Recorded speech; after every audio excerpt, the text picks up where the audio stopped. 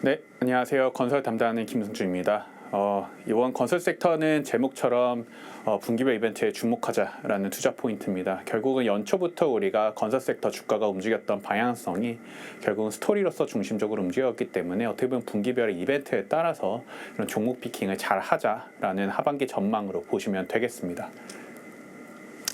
어떻게 보면 분기별로 어떤 이벤트들이 있을까를 정리해 본 결과 2분기에는 전반적으로 지배하는 이벤트는 결국은 여전히 해협 봉쇄의 장기화와 이 종건과 재건에 대한 이슈가 되겠죠. 그래서 이런 불확실성이 있는 상황에서 이 개별 종목에 대한 이벤트 플레이, 즉 삼성물산이나 IS동서를 추천을 하고 있고요. 3분기부터 이제 종전 이후에 재건이 나타나게 된다면은 그때는 이제 삼성 E&A와 DLENC를, 그리고 3분기에 이제 베트남 원전이나 대미 투자에 관련해서 원전에 대한 얘기가 나오기 시작하면 그때 대우건설과 GS건설을 좀 추천을 드리는 바입니다. 4분기에는 이제 부동산 회복 사이클에 따라서 주택주와 인테리어, 특히나 이제 LX아웃셋을 중심으로 해서 좀 이렇게 종목별로 분기별로 좀 잘 스위칭 전략을 취하기를 이제 말씀드리는 바입니다. 어떻게 보면 연초부터 우리가 실적보다는 스토리로 좀 상승한 주가였다라고 보시면 되겠고요. 결국은 지금 전반적인 주가는 이 밸류에이션의 상향에 따라서 나타났습니다. 그래서 실적의 추정치의 상향도 보다는 대부분 이제 밸류에이션의 상향을 통해서 주가가 많이 올라갔고, 그렇다 보니까 전반적인 지표나 실적의 우상향보다도 더 빠르게 주가가 올라간 상향이라는 것을 우리는 오른쪽 차트에 있는 PER 차트에서 확인해 볼 수가 있습니다. 그래서 어떻게 보면은 현대건설과 삼성, 대우건설을 중심으로 해서 먼저 밸류에이션 상향콜이 나타났던 것들이 이제 어떻게 보면 다른 GS건설이든 다른 종목들에서 이제 마찬가지로 밸류에이션 상향이 나타나면서 전반적인 주가를 끌고 왔던 게 지금까지의 모습이었고, 결국은 이러한 끌고 왔던 스토리가 무엇이었냐 했으면은 작년 하반기부터 끌고 왔던 스토리가 원전, 그리고 올해 연초부터 끌고 왔던 3월부터 끌고 왔던 얘기는 바로 재건이 되겠습니다. 그래서 2분기에는 좀 어떤 이해가 있었냐라고 했었을 때 일단 해협 봉쇄에 대한 리스크가 길어졌고, 이에 따라서 수급에 대한 우려가 있었죠. 그래서 원유나 납사에 대한 수급 차질 우려가 있었으면서 전반적으로 이게 건축 자재에 영향을 미치기 시작했습니다. 그래서 전반적으로 일단은 이 화학 원유와 나프타를 기반으로 하는 그런 건축 자재들의 가격이 상승을 했고요. 재고가 어느 정도 좀 우려가 되다 보니까 이제 어떻게 보면 국토교통부에서 수급 관리를 하게 되면서 어느 정도는 지금은 좀 수급적인 차원에서는 우려가 많이 해소가 됐다. 특히나 5월 때부터는 이제 NCC의 가동률 자체가 80% 이상으로 수준으로 회복하는 그런 모습들을 보여주면서 전반적으로 공사 중단에 대한 우려 자체는 좀 많이 축소가 됐습니다.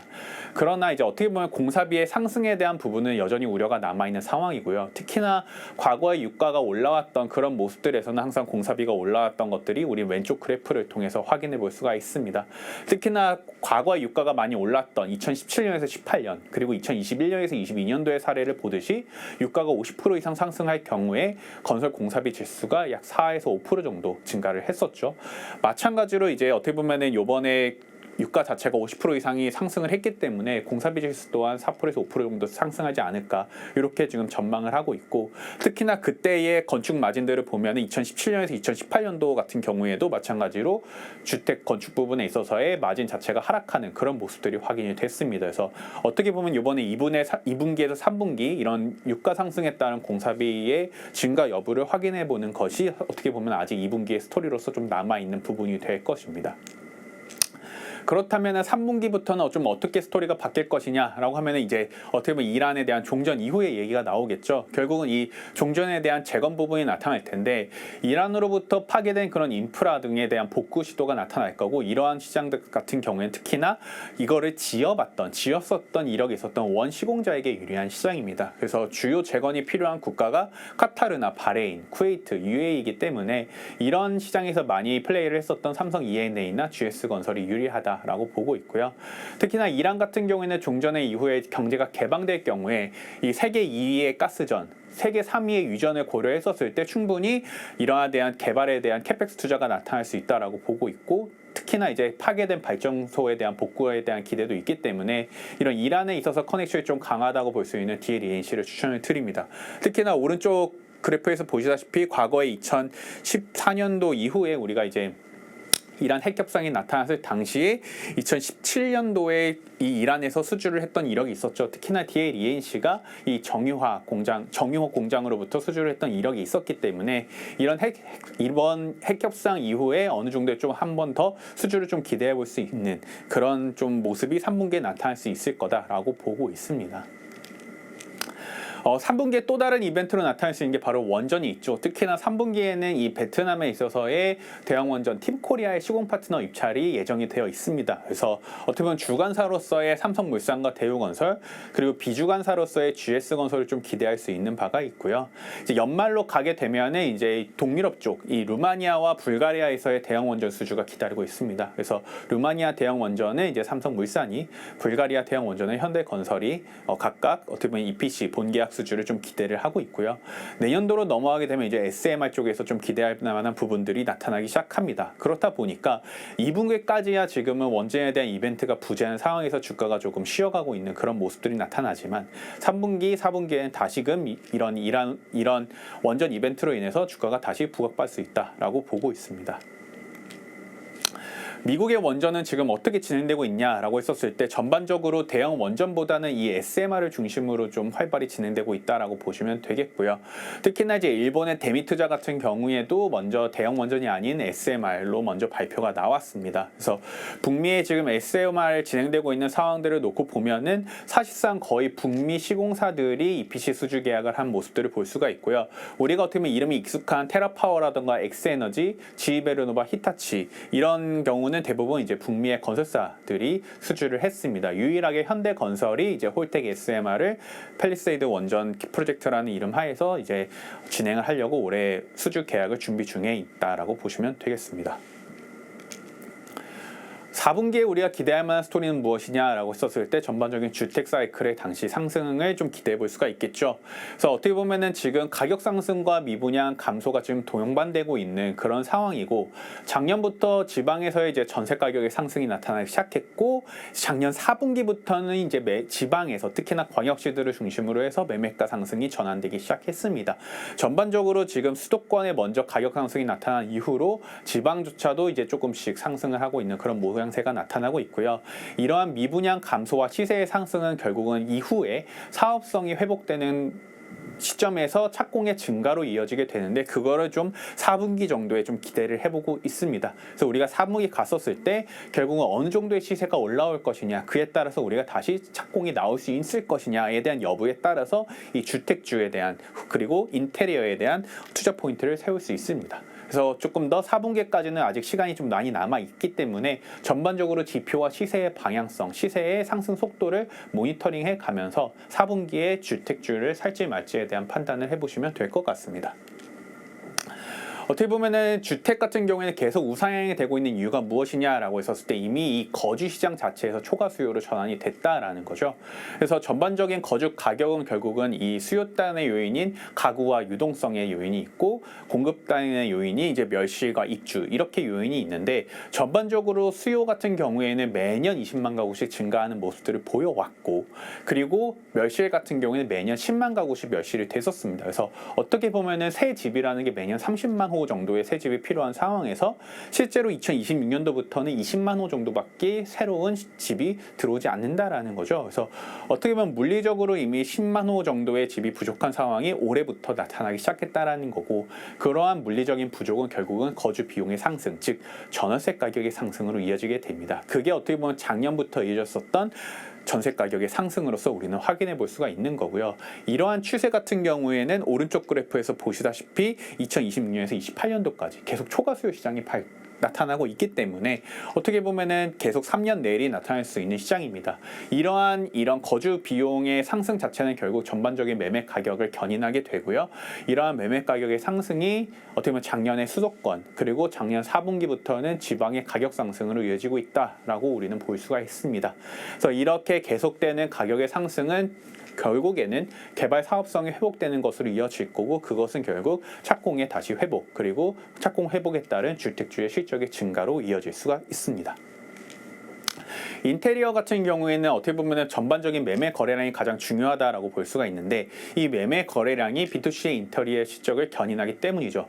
특히나 주택 매매 거래량 같은 경우에는 부동산 상승기에 매물의 증가와 같이 함께 동반을 하게 됩니다. 그래서 이러한 매물 증가와 함께 가격 상승, 거래량 증가가 동반이 되면은 전반적인 B2C 인테리어의 실적이 좋아지게 되고요. 그게 어떻게 보면은 이제 오른쪽 LS 하우지스의 1분기 실적에서 우리가 확인을 해볼 수가 있었던 부분입니다. 그래서 전반적으로 매매 거래량이 떨어지는 시점에는 마진율 자체가 조금 계속 내려가는 모양새가 나타났지만 매매 거래량 회복되는 시점에 다시 마진이 회복되는 모습들이 나타났었고 이게 여지없이 마찬가지로 1분기에도 실적 서프라이즈를 기록을 하면서 보여줬던 모습입니다.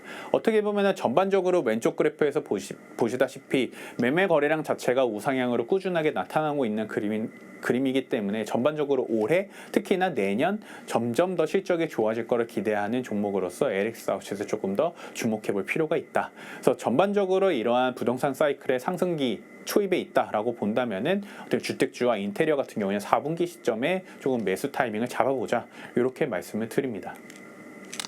그럼 당장의 탑픽은 뭐냐라고 했었을 때 2분기는 마찬가지로 이벤트가 없기 때문에 개별 이벤트로 볼 수밖에 없다라고 보고 있고요. 그렇다 보니까 어떻게 보면 대형주에서의 탑픽은 삼성물산을 추천을 드리고 있습니다. 그래서 삼성물산 같은 경우에는 이제 사업이익이 왼쪽 그래프에서 보듯이 매 분기 건설 부분에 있어서의 이익이 증가를 통해서 분기 이익이 성장하는 그림으로 나오는데 이 건설 부분이 왜 증가하냐라고 했었을 때 바로 반도체 캐펙스 공장이 캐페스 투자에 따른 공장 착공이 이어지고 있기 때문이죠. 그래서 어떻게 보면 지금 P5 페이지 1 같은 경우에는 이제 골조 공사가 시작이 됐고 이제 펩2 같은 경우에는 6월부터 이제 부지 작업부터 시작해서 점점 골조 공사 수주가 기대가 되고 있는 상황이기 때문에 이로 인해서 전반적인 분기별 이익은 증가하는 그림으로 그리고 있습니다. 여기에 붙을 수 있는 스토리는 바로 3분기, 4분기에 이을 수 있는 원전 이벤트가 있고요. 3분기에 베트남 원전, 4분기에 이제 불가리아 대양 원전, 내년도에는 동유럽을 비롯한 SMR 등의 수주가 기다리고 있기 때문에 전반적인 사업이익과 스토리까지도 이어지고 기대가 되고 있는 종목입니다.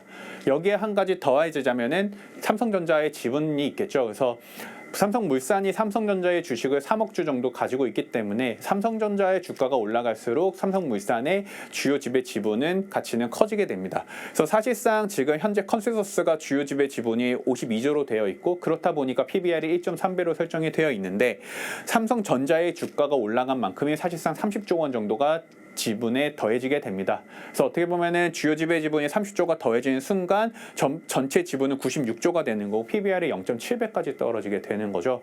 어떻게 보면 전반적인 이런 지주사들의 PBR이 1배 정도의 형성이 되어 있는 것을 감안을 한다면은 PBR 1배 정도가 목표 주가 60만 원이기 때문에 충분히 60만 원까지는 삼성전자 지분 가치로도 설명이 가능하다. 근데 앞에서 얘기했던 것처럼 전반적인 이익의 증가 또한 기대가 되고 있는 상황이기 때문에 펀더, 스토리, 그리고 밸류에이션까지 모두가 괜찮은 종목으로서 삼성물산을 2분기 탑픽으로서 말씀을 드립니다.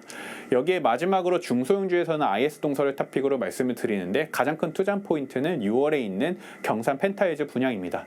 대구 옆에 붙어있다 보니까 이게 잘 되냐라는 지금 우려가 어떻게 보면 주가를 굉장히 좀 누르고 있는 모양새인데 오른쪽 그래프에서 보시다시피 대구의 미분양은 이미 작년부터 점점 해소가 되고 있는 그런 모습들이 나타나고 있고 올해도 계속적으로 미분양이 감소하는 그런 모습들이 나타나고 있습니다. 그렇다 보니까 전반적으로 대구의 부동산 경기가 회복되고 있는 사이클 상황에서 나타날 수 있는 분양이기 때문에 충분히 분양이 흥행 가능하다 이렇게 전망을 하고 있고요. 여기서 나올 수 있는 이익 자체는 약 1조 원 정도로 예상을 합니다. 그래서 실제로 올해 분양을 해서 2028년도부터 본격적으로 이익이 반영이 되기 시작하면은 28년에서 2030년까지 큰 폭의 이익 성장을 좀 기대하고 있습니다. 그래서 목표 주가 5만 원 같은 경우에 이러한 28년도 이익 성장의 초창기의 시점에 PER 5배를 적용했었을 때 나올 수 있는 TP가 5만 원이기 때문에 충분히 이 경산 펜타이즈 W를 통해서 주가 상승을 60% 이상 기대할 수 있는 종목으로 중소형주 탑픽으로서 IS동설을 말씀드리겠습니다. 네, 이것으로 발표 마치도록 하겠습니다. 감사합니다.